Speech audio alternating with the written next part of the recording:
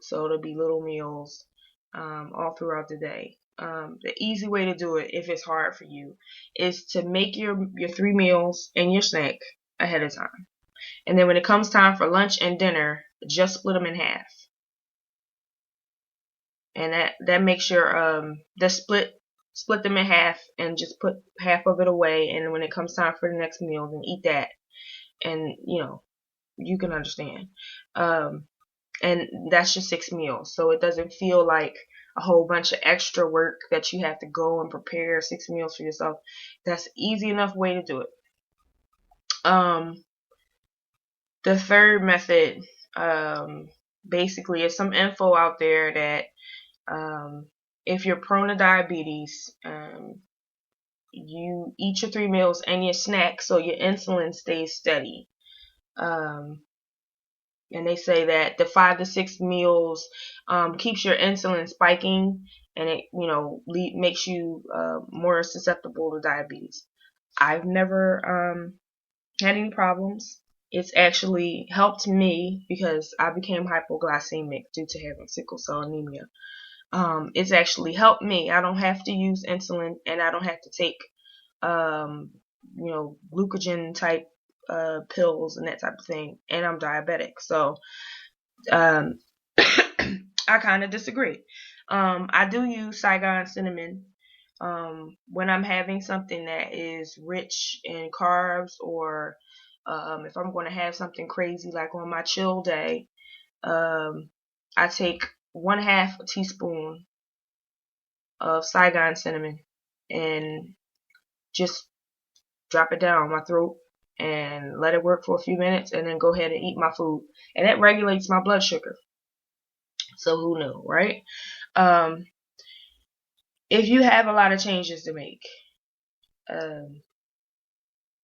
eating clean, it seems like it's overwhelming, especially if you just totally have a terrible diet. It can seem like, oh my goodness, like I have to literally go in here and throw everything away. But it's okay to, take baby steps. You don't have to go and just, toss out hundreds of dollars worth of groceries and all that stuff. Hopefully all week, people in the challenge group have been slowly changing habits and changing things that they're buying and making replacements, I hope. But you can take baby steps. A lot of times when we go and we make those drastic changes to our diets and that type of thing, we tend to, like, go sneaking, have some kind of sausage, or do crazy silly things as far as food, until we're just back on the terrible stuff and it didn't help at all and we wasted money and that type of thing. So make some little changes every day, and don't stomp on your own toes if you slip. And that's word, like all that, cheating, and they use that when they talk about you're cheating on your diet. That's ridiculous. I can't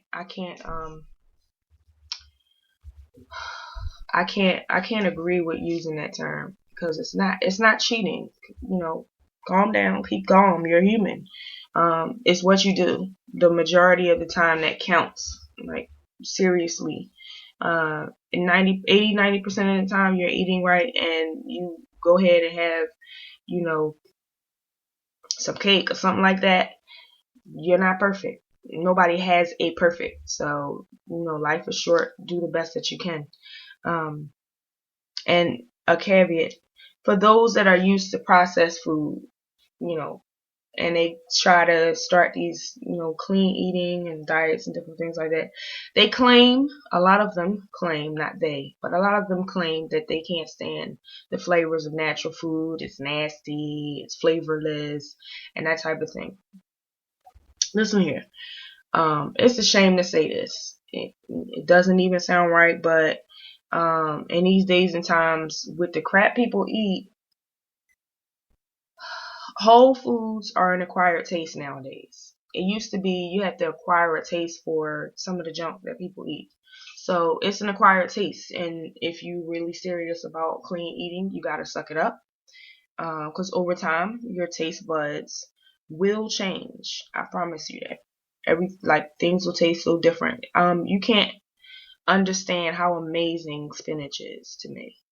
Like seriously, spinach is the most awesome thing on the planet. And if you start eating all the time, um, and then you go back and you try to eat some of the usual mess, sometimes it's decadent and it's just decadent and you enjoy yourself. And other times it's like, ugh, how could I eat this? And you really understand how bad it really was for you. You can taste like your liver like crying out and stuff like that. So you'll be able to taste the difference between organic and not too. And a lot of times people don't understand that even though it feels like we can taste all these flavors when we get to eating this terrible food, our taste buds are really numb because it can't understand natural food. So it's really numb.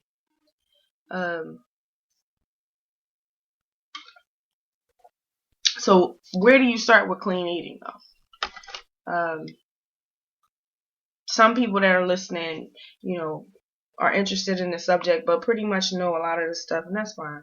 But for those who don't, it's some basics. And later on, if you contact me, I'm gonna be making a clean eating packet, before this weekend is out, with some resources. Also, I have an ebook that basically it goes around clean eating and physical fitness, and it's a jump start for this challenge, and it's a full ebook, and it's going to be made available to people in the challenge. It's pretty much going to take you through the whole entire 90-day weight loss experience. So it's a quick jump start. It's not going to be the only ebook available, but it is only available for those in the challenge. Anyway, so some basics of clean eating. Nothing white. That's one of the main basics. Nothing white. No sugar. No white sugar. No flour. White flour. That's white flour and bread, regular pasta, stuff like that. Regular donuts, some people's cake, that type of thing. No white rice. Basically, if it's white and it's not a vegetable, I don't eat it. So I'm saying you shouldn't eat it either. Whatever. Cut the alcohol. I'm not saying that if you're grown and you have a cocktail that you shouldn't. Some people go by this entire like, if I'm going to eat clean, then I should not have alcohol and that type of thing.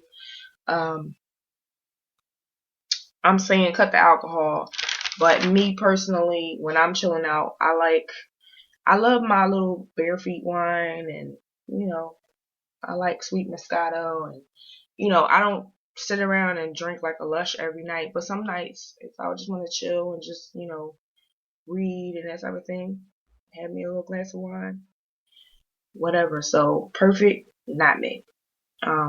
Nothing high fat, and high fat is subjective. You should do a little research on good and bad fats. There definitely are a difference. So nothing with high bad fat, not back fat, bad fat. Lots of vegetables, some fruit. Make sure you watch the fruit, because some of the fruits, especially the juicy fruits, not juicy fruit. Come on, the juicier fruits, they have a high sugar content, believe it or not, and you wouldn't believe it. So don't think, oh, it's fruit, it's just good. Like you should really do fruit in moderation, seriously. Whole grains, and if you eat meat, again, make sure it's lean and chemical free. You really have a lot of choices when you're eating clean. It's not about depriving yourself. It shouldn't be any reason for you to be hungry. After a couple of weeks, cravings and different things for different stuff will disappear. They truly do.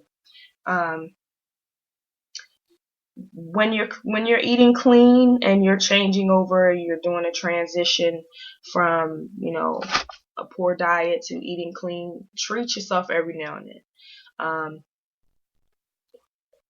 I advocate with everyone that I train, with the challenge group, anybody that I talk to about weight loss and fitness, I advocate a chill day because I understand that that chill day jump starts your metabolism. So I don't mean go on vacation and eat like a rapscallion. I mean, if you want a piece of cake, eat a piece of cake, and or whatever the treat is. Just be mindful. I don't believe in, feeling guilty about food and that sort of thing. Sometimes you can treat yourself. Just don't eat like a pig. Eat what you're supposed to eat all week, or what's good for you, and then treat yourself every now and then, so you don't have these crazy hang-ups about food. Make sure you stock a clean pantry, and you can do that slowly by making replacements first, and then doing your big shop. Have clean food in your fridge. As a backup, you can choose frozen, and I mean as a backup. Try as much as you can to have fresh foods, but as a backup, you can choose frozen. You can do frozen, and make sure you check the labels for like extra salt and like preservatives and colors and FD and C and all that. Check your labels on frozen food. And think about things that you can make ahead of time, like casseroles. You can make clean pizza dough and whole wheat pie crust and other stuff that freezes well. If you know something that freezes well, soup freezes well. Like seriously, I'm like the queen of soup here because we have a lot of children. So sometimes making meals that have like a whole bunch of moving parts is like, it's annoying and it's extra. So I make soup a lot. So we have, different kinds of black bean soup and lentil soup and make a whole mixture and 15 bean soup and that type of thing. And the children enjoy it. They actually prefer it over a lot of different things that I make. Because the other stuff, they usually have to help with like chopping up with soup. They can just throw it in the pot and help me stir it every now and then and continue on with their activities, whatever they're doing. So clean out everything in your cabinets, in your fridge, even if it's just to make sure that you don't have dust and like old empty containers or anything else in there. Clean it out. Read the labels on the stuff that you do have, and if it's not right, get it out of there. Make a garbage pile and make one for donations. Keep the stuff that's up to par and throw away anything that says fat free, unless it's something like, plain Greek yogurt. That's okay to be fat free, but most of the time when it says fat free, it's you just asking for trouble. Trust me, you don't need things that say fat free. You won't have to worry about the fat if you eat more natural, whole, and clean foods. Make your grocery list. And I can also send out a ready-made one with that packet. I just thought about that. Your first trip might be big since you might be stocking up on everything. I doubt that most of the people listening to this post will be stocking up on everything. It's possible. So make sure you're getting your budget straight and you're budgeting. I use a company called Fresh Direct, and this is not a commercial for them, but I'm saying, and I order my groceries online, and they really do mean fresh when they say fresh. Like the stuff comes, and if it's supposed to be cold, it's cold. It's wrapped properly. You don't have a bunch of dripping, nothing. It's like it's almost like being a genie, like going to the store, picking the stuff that you want, and then just being at the house. There's no time when things are getting warm in the car trunk and all that stuff like that. So they have outlets in Jersey and New York and stuff like that. You can look them up. Or for the most part, I advocate those type of ordering systems because you can take your time, and you don't grab your stuff if you're shopping when you're hungry. If you're shopping when you're hungry and you're at home, you can more than likely go in your fridge and get something healthy to eat instead of grabbing something because you saw it in the store. You're less likely to have the children getting on your nerves. It's good for me. And the general foolishness that comes with like waiting in line. I cannot stand waiting in the line. It's not because I'm impatient. It's just some things just get ridiculous in the market. I'm just saying. So check your local markets like ShopRite and Superfresh. I think they have delivery too. And see if you like it. It is worth it. Use your shopping day to do food prep.